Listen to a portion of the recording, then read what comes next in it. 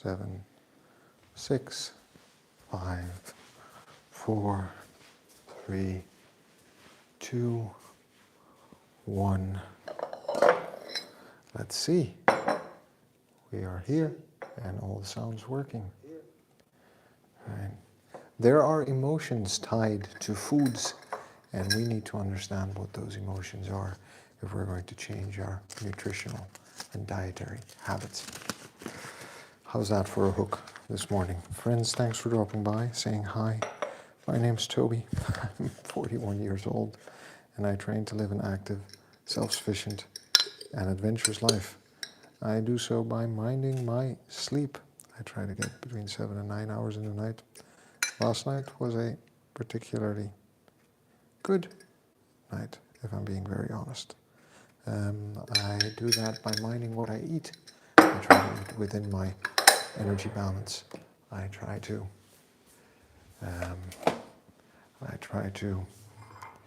eat a lot of greens, a lot of vegetables, a lot of nutrients, a lot of foods with a lot of fibers that will fill me up and that are not calorie dense, so that I eat sufficient in large volumes but less calories, by that managing my energy balance. And I show up for training every day, as you can see on my channel. If you go into my history for live streams on training, you'll find a lot of them there by now. I try to spend time with people I love and care about, do things that I enjoy, generally trying to live a stress-free life. And with all of that, I intend to live a long, adventurous, self-sufficient life. This is about the way I feel, not about the way I look. I want to feel fit, capable, and competent for whatever life is going to throw at me. All right? Today we're going to talk about movement and training and sweating. But we're going to gloss over a couple of other topics just briefly. For those of you who are dropping by, please hit like, subscribe, say hi in chat, let me know that you're watching. All of your likes and subscriptions help me grow the channel. I'm really trying to get to that 3,000 hours of watch time, so whatever you can do to help me get there, I would really appreciate it if you appreciate and like the content that I'm making. And the conversations that we're having. And if you are, also share it with a friend. Maybe they might find it helpful and useful as well, given the journey, the time and space that they're on. All right? So hit like and subscribe, please.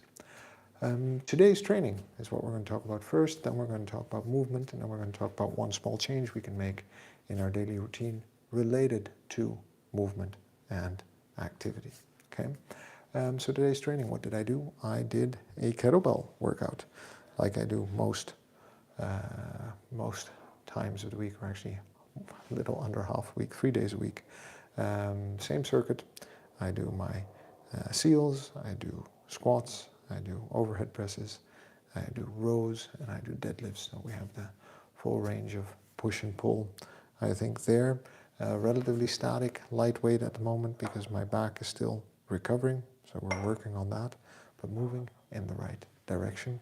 And actually the light training seems to be agreeing with me. I'm actually enjoying just the movement and the motion without a lot of the intensity. Maybe there's something to be said for incorporating more of that in the week over week once I'm fully recovered. It was a good session, it's 30 minutes, so it's 5 exercises. That means 6 sets of 5 exercises in the circuit, every minute on the minute, so the quicker I'm done with the exercises, the more minute I have left. But I also try to increase the number of reps given the lightweight, slowly but surely. Who knows, we might get to 30 minutes of continuous work, which would be an interesting feat in and of itself of physical health and fitness. That was today's training. Tomorrow is going to be mobility. So if you're interested in that, you go ahead, subscribe, you get the notification.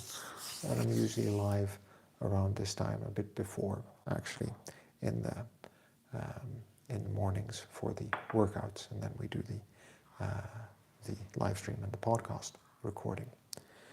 So let's talk about movement. But before we talk about movement, I just wanted to address the the short hook, right, about food being also emotional, and therefore understanding the emotions related to food are actually going to help us change that. That logic also applies to training, by the way. It also applies to sleep.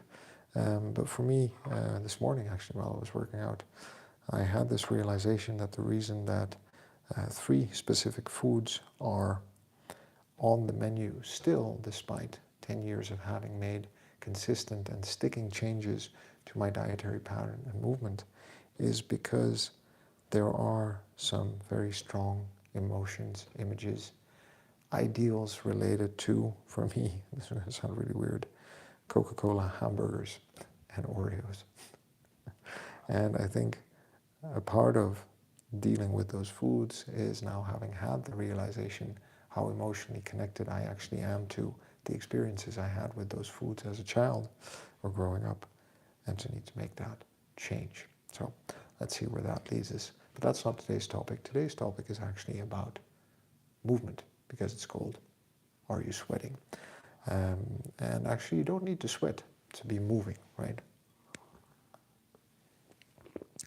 I think there's one fundamental misconception that nearly everyone has who starts on a fitness journey, coming from being relatively unfit, having no experience or education in health and fitness, and only having what's been told to us in the media, social media, traditional media, television programs to act upon.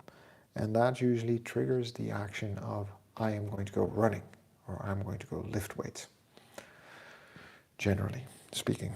The third one usually is, I'm going to stop eating, right? I'm going to go on a diet. Right. I think if you've been on this channel long enough, you see why I have a problem with all 3 of those. But, you know, I understand the impulse. I've actually had that impulse when I was 16, and when I was 21, and when I was 24, and when I was 28. And even when I was 32. But when I was 32, I was lucky enough to bump into a personal trainer at a gym who actually helped me understand what lifestyle meant and how that all influenced my general levels of health and fitness. And I think the important thing for us to realize, for us to come to terms with in terms of our health and fitness, is that it is not the going to the gym or the lifting weights that is going to make us healthy, even though that could be part of a healthy pattern, right? It's not the running sprints or the long cycling bouts of 2 or 3 hours that are going to keep us healthy and fit, even though they can be part of a larger pattern of health and fitness. There are 164 hours in a week, or 168. What's the number? Someone tell me in chat. Then basically every day of that week, we want to have 1 to 2 hours where we are physically mildly active. We can have 1 day a week where we do a lot more, which is very intense. Like this is my Sunday run, for example, or what would usually be my Wednesday heavy weightlifting session, right? These are slight extremes.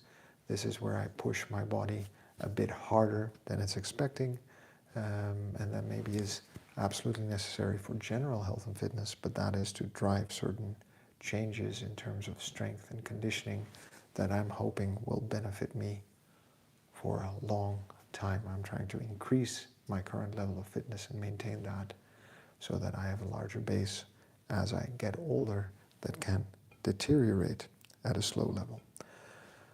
But it is all those little things, those 1 or 2 hours a day, that is taking the stairs, that is going for a walk, that is carrying the groceries home, that is working in the garden, that is reaching overhead to grab something off a shelf, like you can see behind me.